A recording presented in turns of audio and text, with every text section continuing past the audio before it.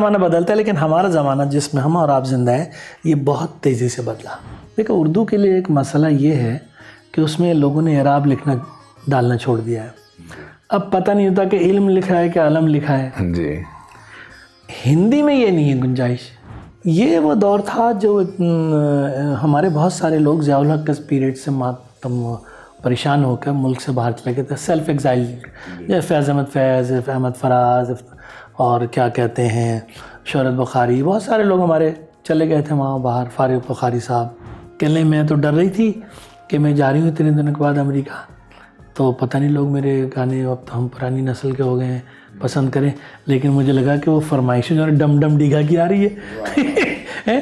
اب میں اس کے بعد ان کے گزر جانے کے بعد یہ سوچتا ہوں کہ وہ شاعر بڑے تھے کہ یہ انسان بڑے تھے, اور شاید مجھے فیصلہ کرنا مشکل ہے. یقیناً پلڑا انسانیت کی طرف بھاری تھا. خواتین و حضرات آداب, آپ کا میزبان رحمان فارس ایک بار پھر آپ کی خدمت میں حاضر ہے. آج ہم آپ کے سامنے ریختہ جو کہ دنیا کی سب سے بڑی ادبی ویب سائٹ ہے اس کے انٹرویو کے سلسلے روبرو میں جس خاص الخاص مہمان اور نادر روزگار شخصیت کے ساتھ حاضر ہوئے ہیں وہ بلا شبہ ایک بہترین غزل گو, نظم گو, محقق, دانشور اور ادیب ہیں. خود ایک کہنہ مشق شاعر ہونے کے علاوہ فیض صاحب, فیض احمد فیض کے حوالے سے, فیض فہمی کے حوالے سے ان کا کنٹریبیوشن بہت زیادہ ہے. انہوں نے اس حوالے سے 11 کتابیں تصنیف کر رکھی ہیں. اس کے علاوہ ان کی اپنی شاعری کی 5 کتابیں ہیں. آج کل وہ کینیڈا میں مقیم ہیں. جشن ریختہ میں متعدد بار تشریف لا چکے ہیں. آپ کے سامنے آپ کو اپنی شاعری سے محظوظ کر چکے ہیں. ٹیلی ویژن کے حوالے سے ان کا کریئر 2-2.5 دہائیوں پر محیط ہے, جس میں بہت بڑے بڑے ناموں کا انٹرویو کر چکے ہیں, جس میں دلیپ کمار صاحب, لتا منگیشکر صاحبہ جیسے بڑے اور ناقابل فراموش نام شامل ہیں. میری مراد ہے جناب اشفاق حسین صاحب سے, تو ہم انہیں ریختہ کی طرف سے اور ان کے لاکھوں چاہنے والوں کی طرف سے آج کے اس انٹرویو میں خوش آمدید کہتے ہیں. بہت شکریہ رحمان, آپ کے ساتھ گفتگو کر کے انشاءاللہ ہماری باتیں لوگوں تک پہنچیں گی, ادب دوستوں تک. جی, جیسا کہ میں نے آپ کے تعارف میں بتایا کہ آپ کینیڈا میں مقیم ہیں, تو آپ ذرا ہمارے ناظرین کو, ہمارے سامعین کو اور اپنے چاہنے والوں کو جو کہ ہندوستان اور پاکستان میں یکساں تعداد میں ماشاءاللہ پھیلے ہوئے ہیں, آپ یہ ضرور بتائیے کہ آپ کا ادبی کریئر جس میں شعر و سخن کا یہ سفر تھا جو ماشاءاللہ اب کہاں تک پہنچ چکا ہے, یہ کیسے شروع ہوا اور کہاں سے شروع ہوا؟ دیکھیے, میں 1951 میں میری کراچی میں پیدائش ہوئی. میری والدہ کا تعلق ہندوستان کے شہر یو پی کے بنارس سے تھا, اور میرے والد کا تعلق ایسٹرن یو پی کے شہر جونپور سے تھا. پرانے شہر تھے یہ. میری آنکھیں کھلی کراچی میں. اس وقت کراچی پاکستان کا دارالخلافہ تھا, اور مختلف جگہ کے لوگ یہاں آ کر مختلف شہروں کے لوگ آ کے آباد ہوئے تھے اس شہر میں. تو ایک کثیر ثقافتی شہر بن گیا تھا. رئیس امروی نے ایک دفعہ کہا تھا کہ ہند کے 500 شہروں کا بدل ہے یہ شہر. تو اس میں لکھنؤ کے لوگ تھے, اس میں حیدرآباد کے, بھوپال کے, مختلف جگہوں کے لوگ تھے, اور پاکستان کے بہت سے لوگ تھے. ایسٹ پنجاب کے کافی لوگ تھے ہمارے, اور آدھے اردو اسپیکنگ میں ہوتے ہیں. بنگالی تھے ہمارے یہاں, وہاں پر یہ سب پورا ماحول تھا.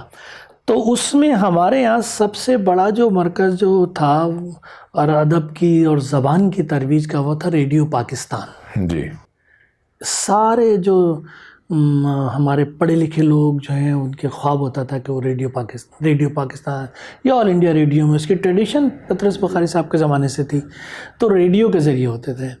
تو میں نے جیسے کہا کہ ہم تو ایسٹرن یو پی کے علاقے کے, تو ہم نے ہماری دادی وغیرہ جو زبان بولتے تو بھوجپوری زبان تھی. بھوجپوری ہمارے دیکھنے والوں کے لیے آپ اس کا کچھ نمونہ کلام پیش کر سکتے ہیں؟ کیونکہ ہمیں تو منع تھا پاکستان میں اپنے والد وغیرہ کے لیے, نیا ملک ہے پاکستان, اور اس میں جو زبان ریڈیو پہ اور سب لوگ جو بول رہے ہیں وہ بولنی ہے. تو کبھی لیکن ہمارے والد اپنی والدہ سے بات کریں, دادی سے, تو بھوجپوری, ہاں یہ ہو کا کرت ہو تورے لوگن کو سمجھ نہ آئے, اب تو ایک چپت لگائے بے ہیں, توری ماتاری سے شکایت کر بے, شام بھائی گئی دیا بال دے, کچھ نہ کرا تو تورے لوگن کھیلت ہو. تو یہ ہمارے قانون ہے. ہم بول چال کی, تو آپ کو جو ہمارے برصغیر کی جتنی زبانیں ہیں بولی چال کی, اس میں مٹھاس ہے.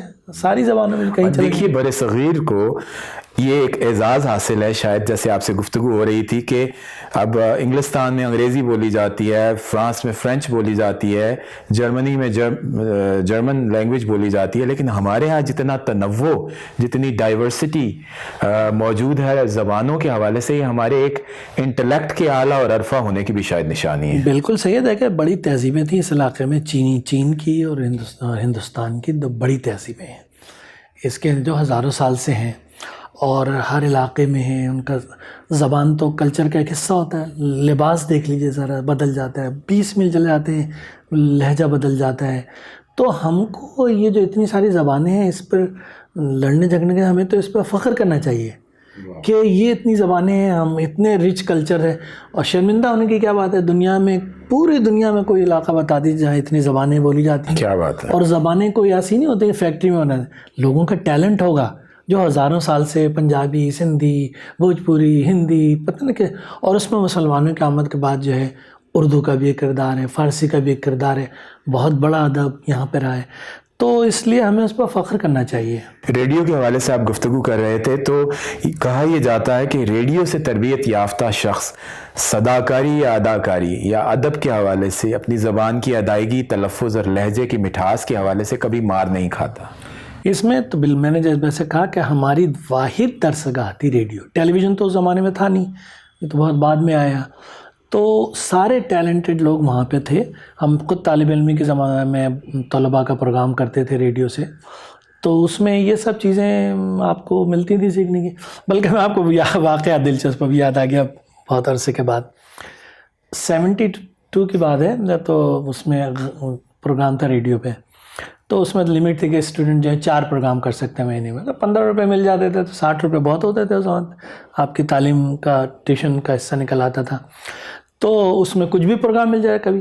تو غالب پہ پروگرام تھا، تو مجھے انہوں نے دیا کہ ہاسٹل لائف اور غالب کی شاعری۔ اچھا، تو میں نے کہا ٹھیک ہے، ہاں کریں گے، کیونکہ آپ کو اس وقت تو 15 روپے میں دلچسپی ہوتی تھی کہ بھئی ملیں گے، کچھ ڈھونڈ ڈانٹ کے پڑھ لیں گے۔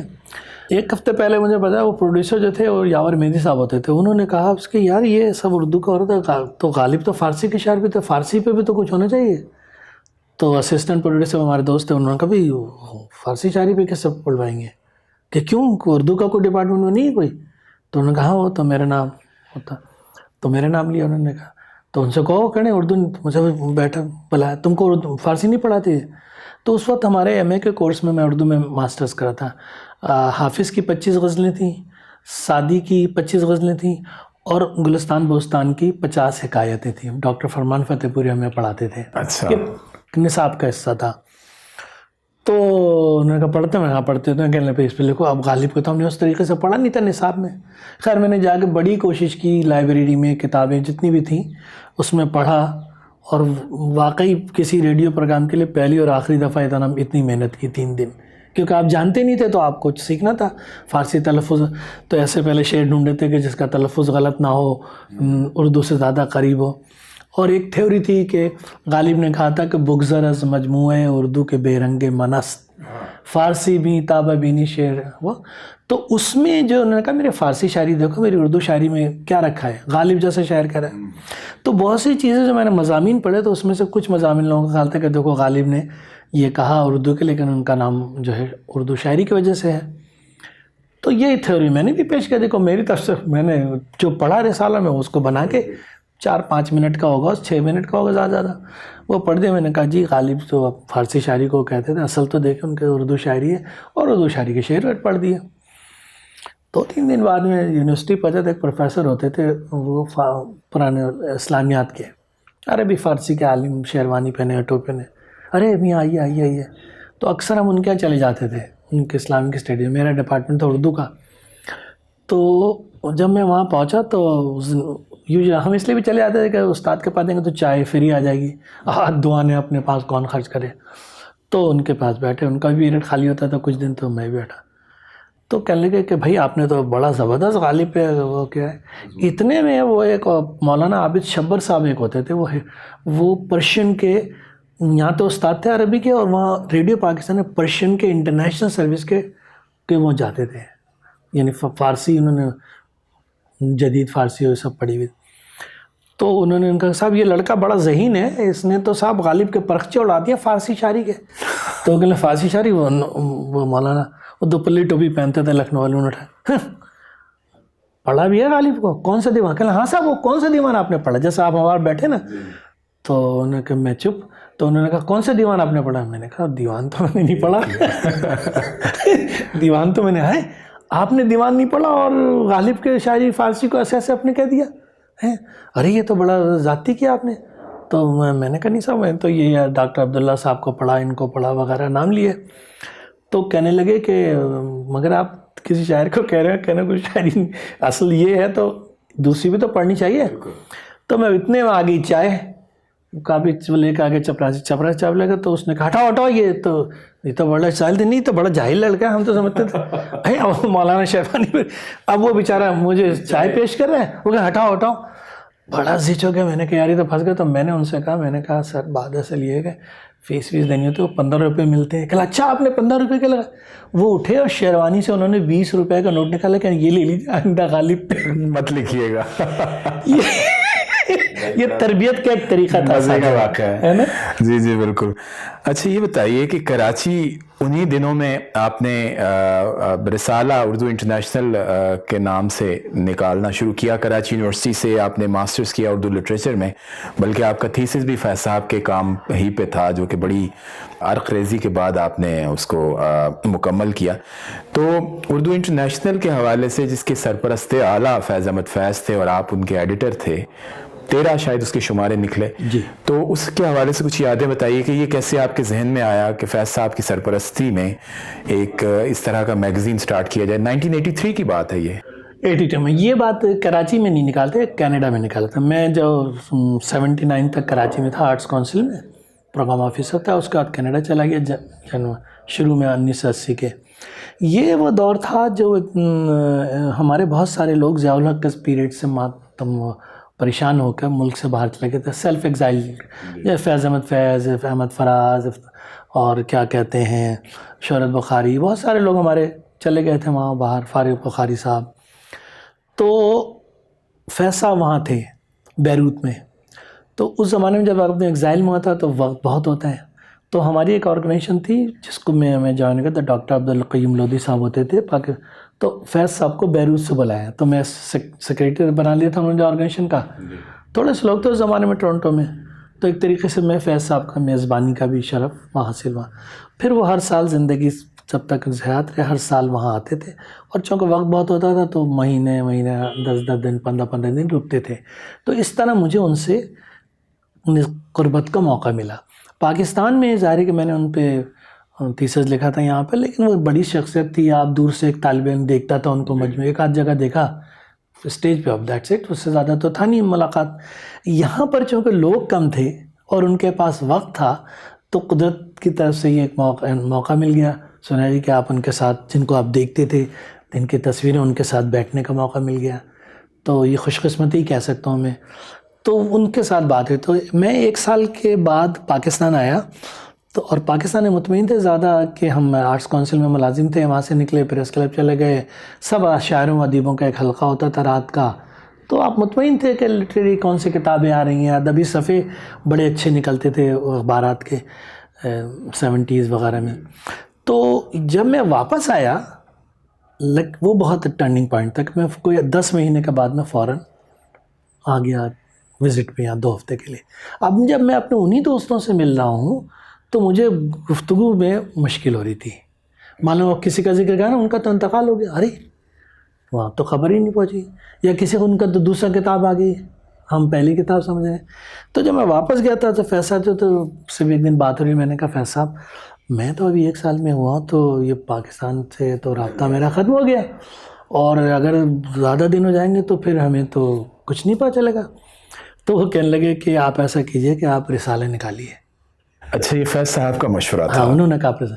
تو اب نوجوان تھے ہم, بعد میں سوچا کہ ہم نے کہا آپ ہمارے ساتھ تعاون کریں گے, کہ لیں ہاں میں آپ کے ساتھ ہوں. تو انہوں نے عملی طور پہ بھی خط لکھا راجندر سنگھ بیدی کو, علی صاحب. اچھا میں نے ان سے کہا کہ میں پاکستان سے میرا تعلق ہے, تو میں پاکستان کے ادیبوں وغیرہ کو تو جانتا ہوں, یا رابطہ ان کا مل جائے گا, مجھے ہندوستان سے نہیں ملے گا. تو آپ ان کے لیے کچھ خط لکھ دیں. تو لیٹر ہیڈ پہ انہوں نے خط لکھے, 2 خطوط چھپے بھی ہوئے ہیں. علی صدرا جعفری کو لکھا کہ بھائی راجندر سنگھ بیدی سے کہیں, شہریار سے کہیں کہ یہ ہمارے پروگریسو دوست انہوں نے کہا بڑی بات ہے. ڈاکٹر محمد حسن کو دہلی میں لکھا کہ دہلی کے لوگوں کو کہیں.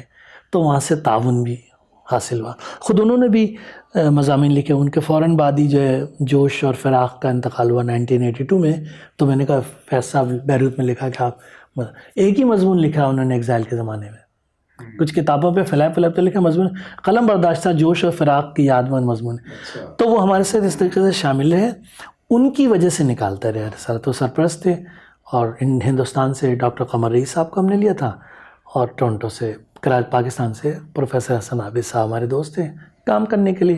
یہ وہ دور تھا جب ہمارے یہاں ٹیکنالوجی تھی نہیں تھی, ہے نا, رابطہ ہی بہت مشکل تھا. اب آپ کو ایک واقعہ بتائیں, تھوڑے دلچسپ ہوگی گفتگو کے لیے. میں نے وہاں بنائی writers forum of Pakistani Canadian 1982 میں اس کا صدر تھا.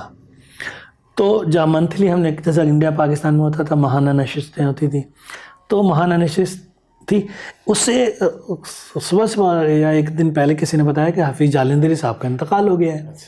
تو جیسا رسم ہوتی ہے کہ آپ جو بڑا ادیب گزرے تو اس کے پہلا جو ہوتا ہے اس کے کنڈولنس کریں, اس کے لیے ہم نے قرارداد فوج کی. اس کے بعد یہ ہوا کہ وہ 4-5 دن بعد ایک صاحب کا فون آیا, کہہ لیں جی آپ رائٹرز فورم میں صدر ہیں, کہہ لیں کہ ہم آپ کو سو کر دیں گے. ہم نے کہا بھائی کیوں سو کر دیں گے؟ کہہ لیں جی ہمارے نانا تو زندہ ہیں. ارے میں نے کہا اچھا.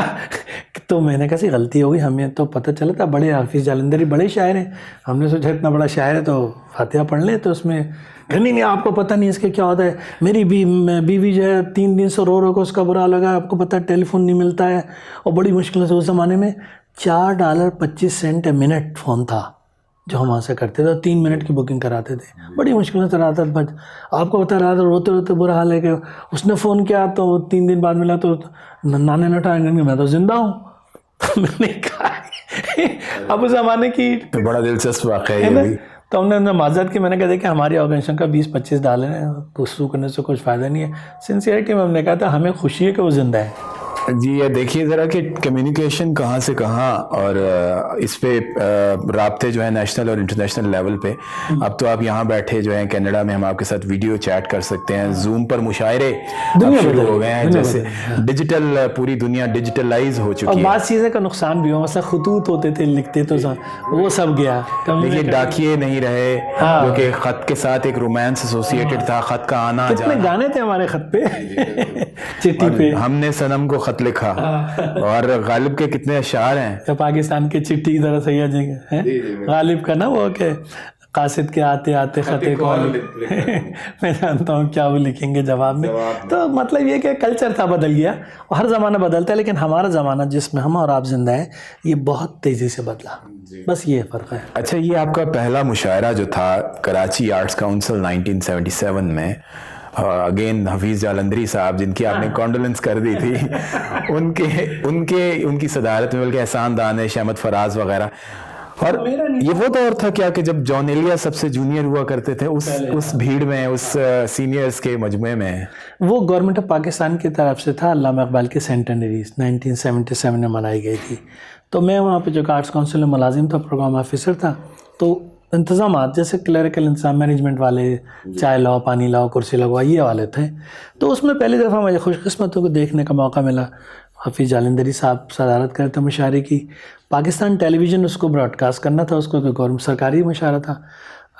اس میں اس کے سر وہ تھے چیئرمین ضیاء جلندھری صاحب, اور کیا کہتے ہیں, اور ملک کے صدر ضیاء الحق صاحب تھے, وہ بھی جلندھری تھے.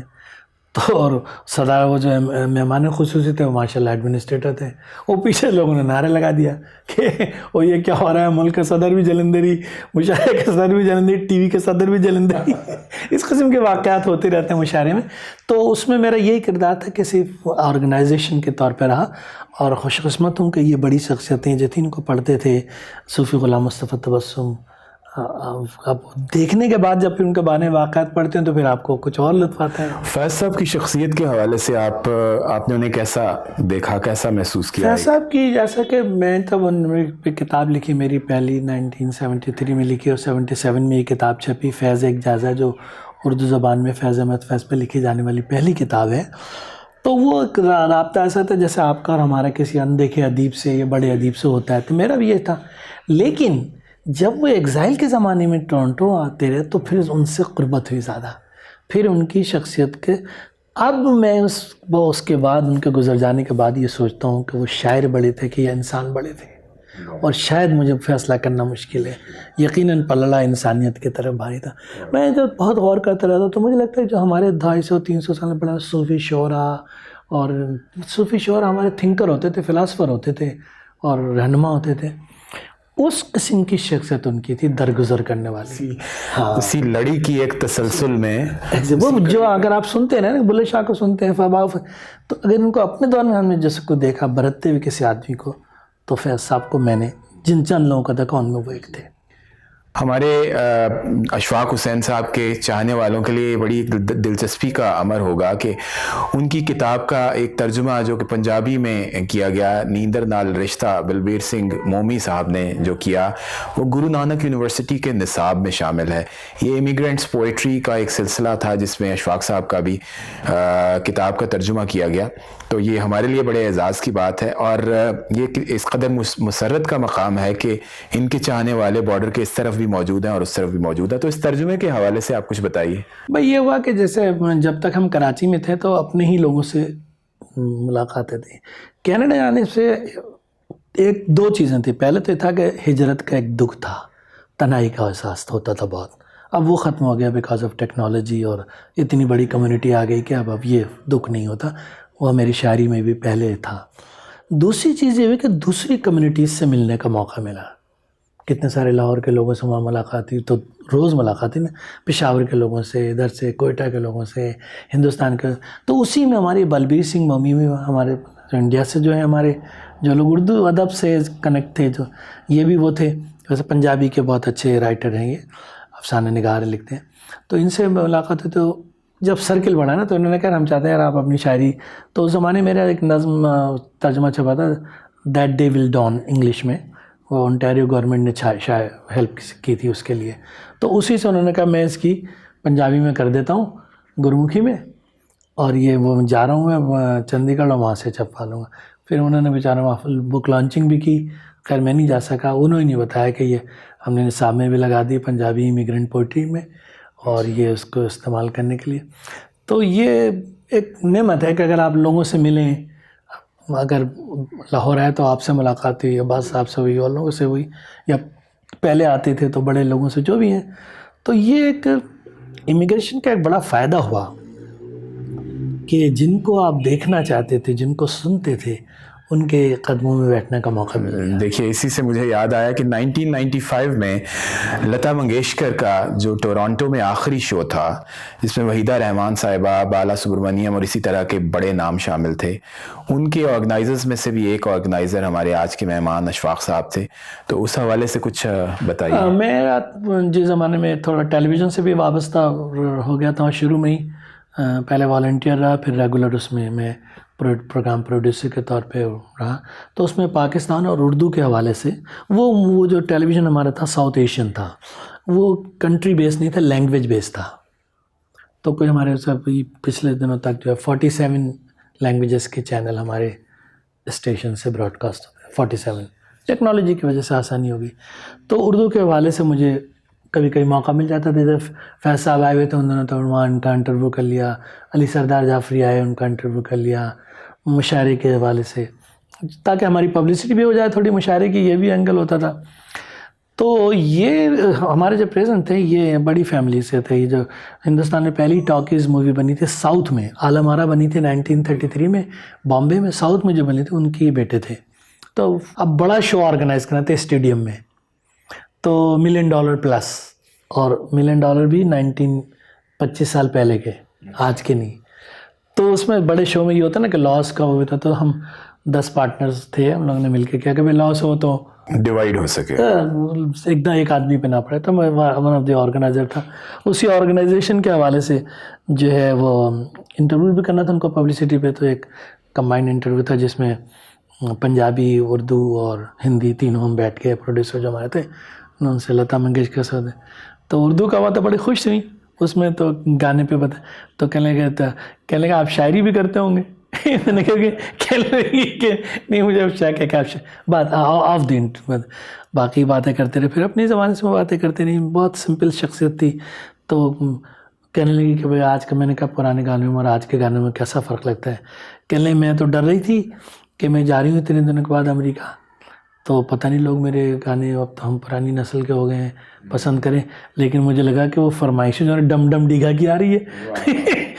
خیر وہ تو ایک ایسا لتا منگیشکر تو ایسا سر تھا ان کے پاس, بڑا نام تھا. مگر بڑی اچھا تھا. اپنے آرگنائزیشن کے طور پہ پوچھا کہ جی کیا آپ ارینجمنٹ کیا کریں, تو ان کو انگریزی نہیں آتی تھی اور کمفرٹیبل نہیں تھی, اور چندر شیکھر کو ساؤتھ کے تھے, ان کو ہندی کا نہیں مسئلہ تھا.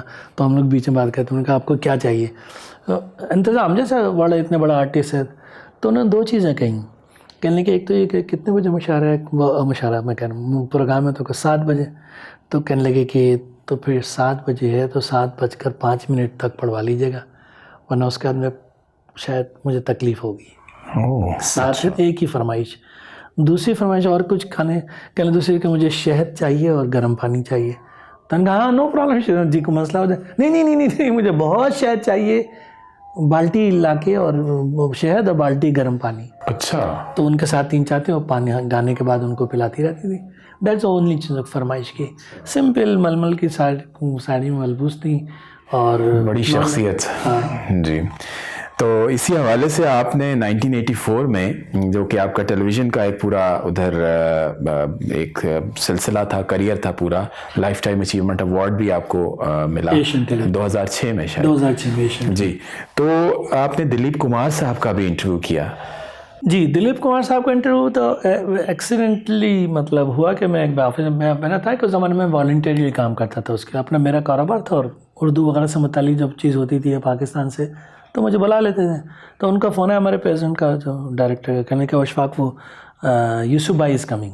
وہ چونکہ جانتے تھے اپنے باپ کے حوالے سے, تو دلیپ کمار نے یوسف بھائی ہاں یوسف بھائی از کمنگ, سو تو یو شوڈ ٹیک انٹرویو ان اردو. میں نے کہا ٹھیک ہے, آئی ٹیک ان انگلش. تو میں اسٹوڈیو کا تو ایسے ہی جیسے اسٹوڈیو, بہت بڑا اسٹوڈیو نہیں تھا زمان, لیکن وہ بیچارے وہ خود چل کے آئے. وہ دلیپ کمار صاحب, ان کے ساتھ سائرہ بانو تھی اور کمی کاٹکر تھی اداکارہ, نئی ان کی فلم آئی تھی ٹارزن اس زمانے میں.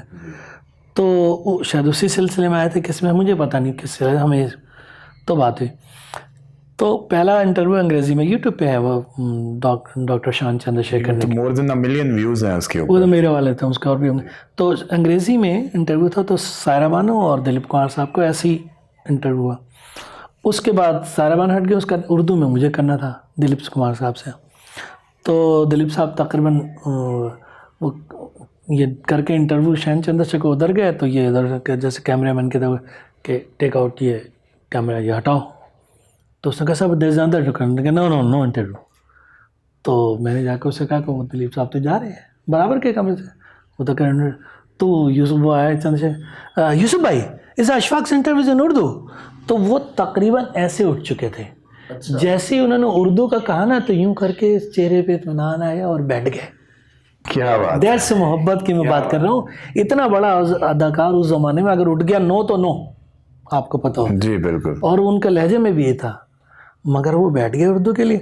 اور میں نے زندگی میں پہلی اور آخری بار سوالات تیار کیے تھے, پھرا جسے کہتے ہیں کہ کچھ پوچھ لو, اتنا جانتا نہیں. بڑی شخصیت سامنے, ہاں کہ تو ویسے ہی وہ تھا. تو میں نے ان سے پہلا سوال تو لکھا, تھوڑی دیر پہلے سوال میں مجھے اندازہ ہو گیا کہ یہ اردو سے سمجھنا ہے شعر شاعری ادب. میں نے رکھ دیا. پھر ہم نے کوئی فلم کی بات نہیں کی, کوئی 1.25 گھنٹہ تک انٹرویو ہوا, اور نو فلم وغیرہ کا یہ کہ کیا ہے, جنرلی لٹریچر پہ باتیں کی, پشاور کی, قصہ خانی بازار کی, کون کون رائٹرز تھے اس زمانے میں. تو یہ سب نذیر اکبر آبادی کے شعر, اکبر الہآبادی کے.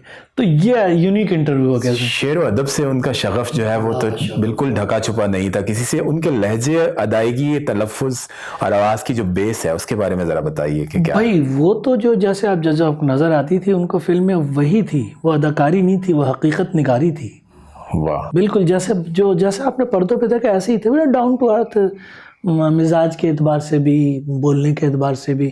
یہ انٹرویو تھا میرے پاس, وہ زمانے میں بڑے بڑے ہوتے تھے VCR, اس پہ ہمارے گھر میں وہ انٹرویو کٹ کر کے جو بھی آدھے گھنٹے کا طرح کاٹ کے لیتا. وہ میری بیٹی چھوٹی تھی, اس نے اس میں سیسمی اسٹیج گھسڑ دیا. پھر ابھی جب یہ وہ 5-6 منٹ اس کے وہ گھسے تھے, تو کچھ کاٹ کے 20-22 منٹ کا 17-18 منٹ کا بیٹے نے میرے یوٹیوب پہ لگا دیا, جس کا آپ کہنا 1 ملین سے زیادہ ویورشپ ہو گئی اس کی. تو ظاہر ہے ان کی وجہ سے بھی بڑا نام تھا. دلیپ کمار جیسے لوگ تو کم ہی پیدا ہوتے ہیں, مگر انسان بھی وہ بھی بہت بڑے تھے. مجھے تو یہ لگتا ہے کہ یہ جو بالی ووڈ میں جو ہمارے اردو کا, جب انڈیا میں ہندی وغیرہ کا ذرا مسئلہ تھا, تو بڑے اردو کے جو لے تھے وہ وہاں بالی ووڈ میں آ گئے.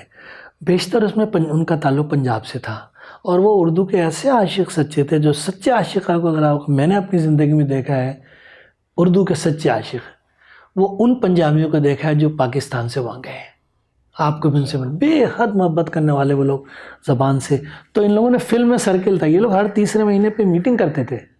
کسی شاہ فراق گورکھپوری صاحب کو بلا کے, ان کو بلا کے, بڑے لطیفے مشہور ہیں, راج کپور اور یہ سب پورے بیٹھتے تھے, پرتھوی راج, کسی شاعر وغیرہ کو کہ بیٹھتے ہیں تب سیکھتے تھے. نشستیں ادبی بڑے بڑے لطائف ہیں اس کے. اچھا, آپ کو 1989 میں مولانا محمد علی جوہر ایوارڈ بھی نوشاد صاحب کے ہاتھ سے لے چکے ہیں. نوشاد صاحب تو خیر موسیقار اعظم بڑے تھے, لیکن یہ اس کی بھی ایک بڑائی کی وجہ سے بات کر رہا ہوں کہ ہم لوگ جس ہوٹل میں ٹھہرے, یہ 1989 میں علی صدیقی صاحب ہوتے تھے, انہوں نے پراگتی میدان میں بہت بڑی تقریب کی. اور میں نہیں سمجھتا ہوں کہ شاید اتنی بڑی تقریب اس سے پہلے ہوئی ہو یا کبھی ہونے کا تو امکان ہی نہیں. نہ وہ لوگ ہیں اس زمانے میں, یہاں سے پورا ایک جہاز بھر کے ویزے کی مشکل تھی, ہوتی سب کر دی تھی جو بھی.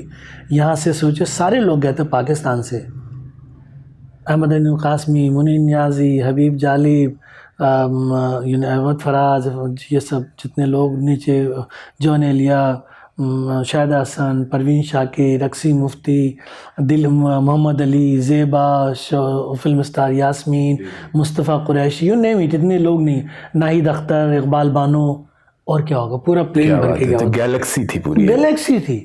تو اس کی وجہ سے جو وہاں پر وہ پروگرام ہوتا, اس میں ہم جس ہوٹل میں ٹھہرے ہوئے تھے, تو گاڑیاں آتی تھی 2 لوگوں کو جو لے, تو میں اور میری وائف ہم نیچے ہوتے, تو وہاں 2 لوگ کھڑے ہوئے تھے بزرگ سے, سمپل سے. تو گاڑی آئی تو ہم نے کہا وہ بیٹھیں گے, پھر ہم جائیں گے بعد میں. تو انہوں نے کہا میری بیوی نے کہ نہیں آپ بیگم صاحب پہلے آپ بیٹھیں, تشریف آپ کے ساتھ خاتون نے.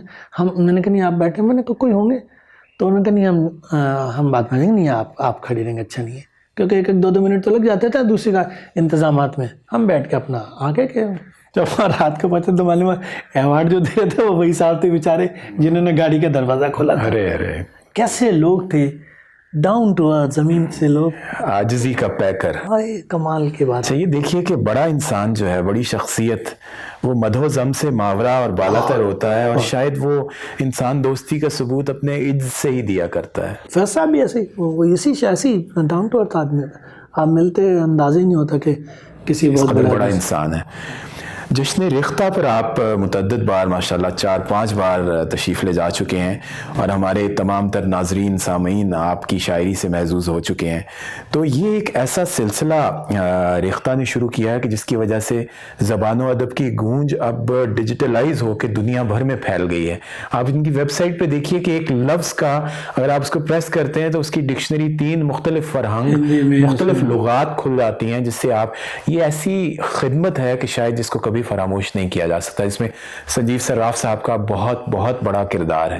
آپ اس حوالے سے اور جشن ریختہ کے اردو ادب میں اور ادب و علم کے آگہی کے حوالے سے بتائیے کہ کیا کردار ہے. دیکھیں, یہ تو پہلی کھڑکی تھی جو ہماری نئی نسل کے لیے کھلی ہے, کیونکہ ڈیجیٹل جو زمانہ آیا اس کو صراف صاحب نے جو ہے وہ محسوس کیا اور سب سے پہلے متعارف کرایا.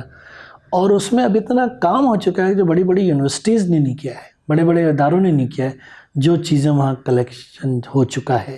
بڑے اچھے لوگ بھی ملے, ہمارے دوست فرحت احساس صاحب, وہ بھی اس سے متعلق ہیں.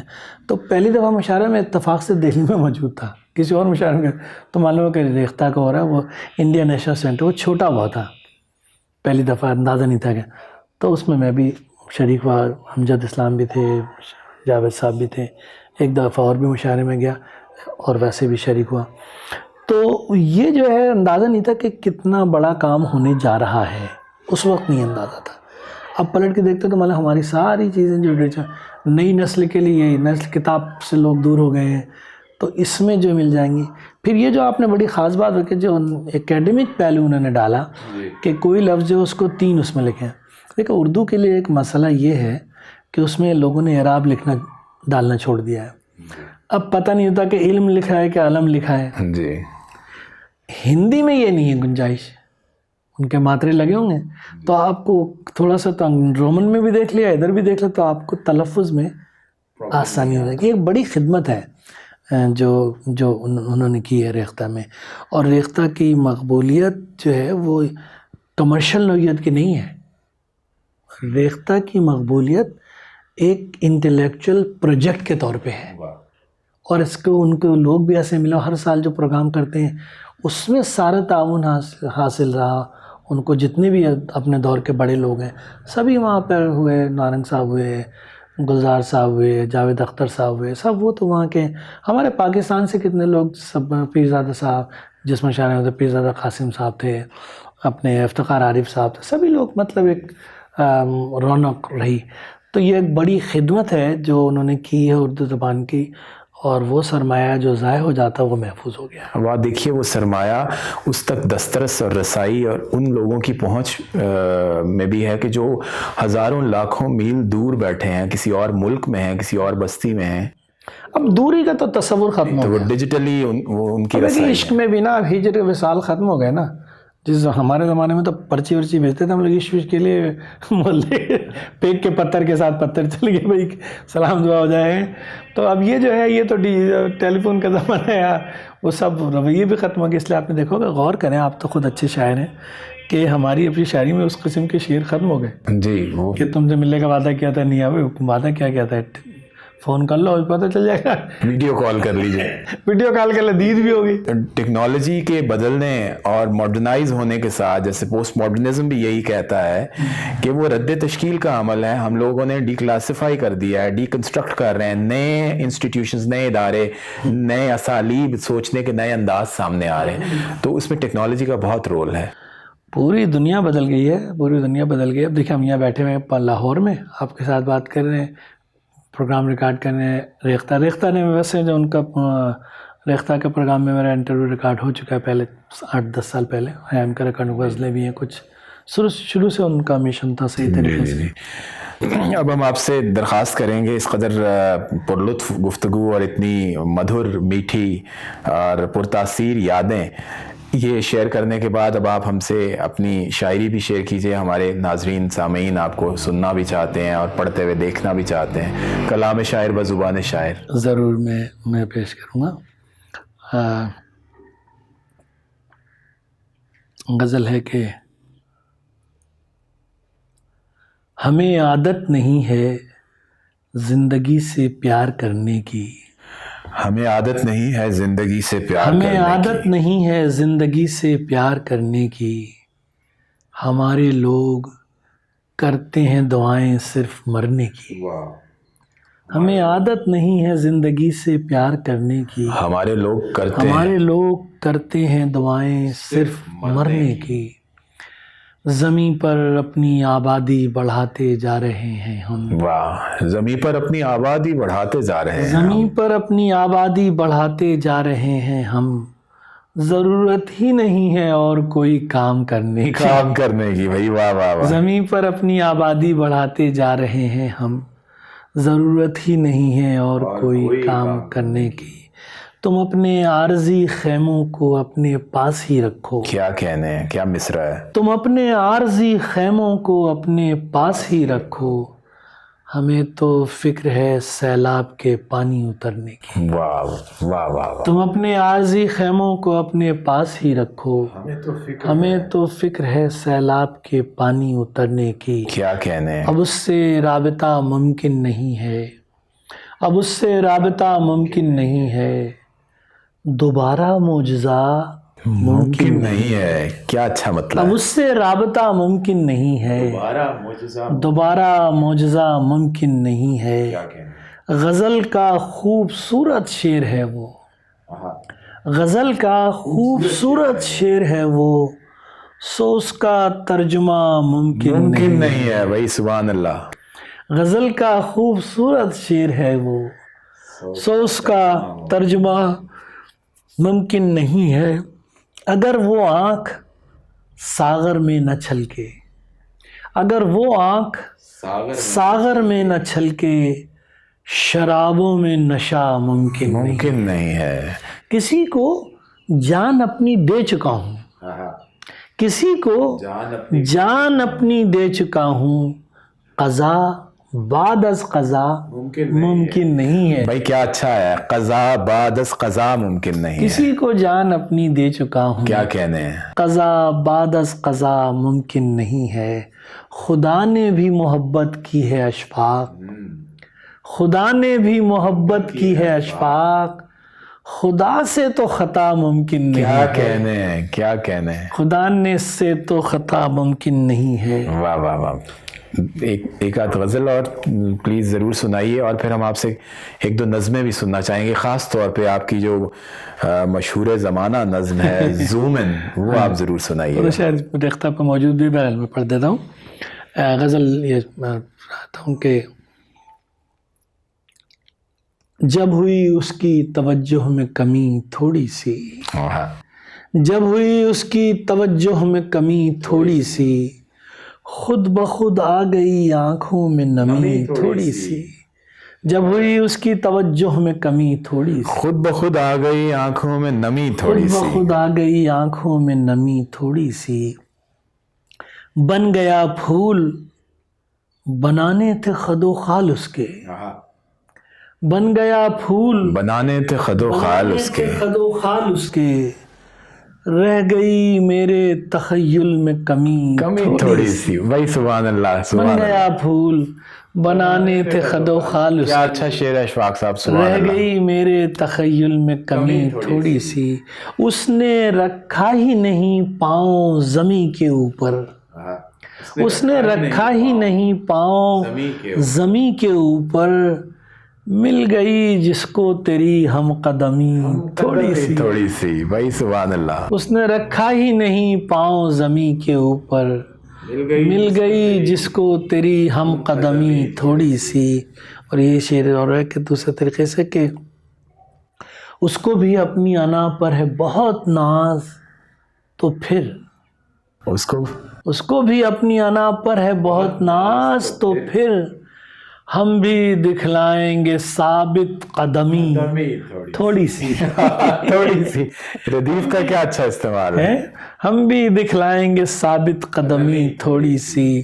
آخر شعر ہے کہ ہند اور دو آتشہ کر دیتی ہے آہنگ غزل، اور دو آتشہ کر دیتی، اور دو آتشہ کر دیتی ہے آہنگ غزل، ہندوی لے میں نوائے عجمی تھوڑی سی. واہ واہ واہ واہ واہ. اور دو آتشہ کر دیتی ہے آہنگ غزل، ہندوی لے میں نوائے عجمی تھوڑی سی. کیا کہنے ہیں.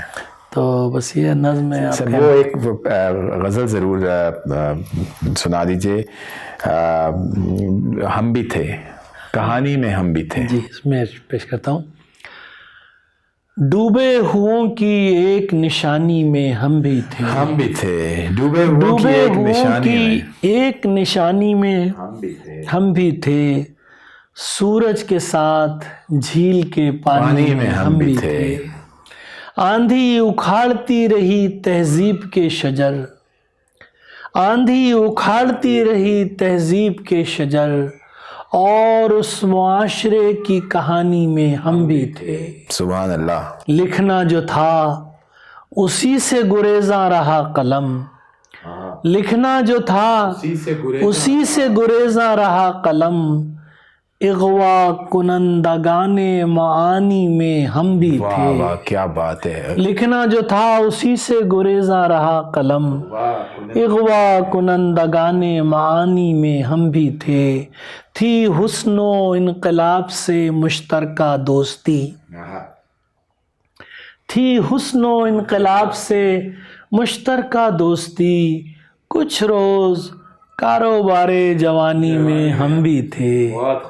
تھی حسن و انقلاب سے مشترکہ دوستی، واہ واہ کچھ واہ. روز کاروبار کچھ جوانی روز میں کاروبار جوانی میں ہم بھی تھے، ایک شخص سے شدید محبت ہمیں بھی تھی، ایک شخص سے شدید محبت ہمیں بھی تھی، شدید محبت ہمیں بھی تھی، ایک شخص کی سراغ رسانی میں ہم بھی تھے، اور ہم کو بھی ایک شخص نے چاہا تھا ٹوٹ کر، ہم کو بھی ایک شخص نے چاہا تھا ٹوٹ کر، خوشبو کی طرح رات کی رانی میں ہم بھی تھے، اور لفظوں پہ جو خیال کو دیتا تھا فوقیت، ہاں لفظوں پہ جو خیال کو دیتا تھا فوقیت، اشفاق اس گروہ لسانی میں ہم بھی تھے۔ واہ واہ واہ واہ، اور آخر میں اس نظم کی جس کی آپ نے فرمائش کی ہے، اس کا عنوان ہے زومنگ۔ یہ نظم میں نے ریختہ پہ ہی پڑھی ہے، اور لیکن اب آپ کی فرمائش پر جی ارشاد۔ زومنگ۔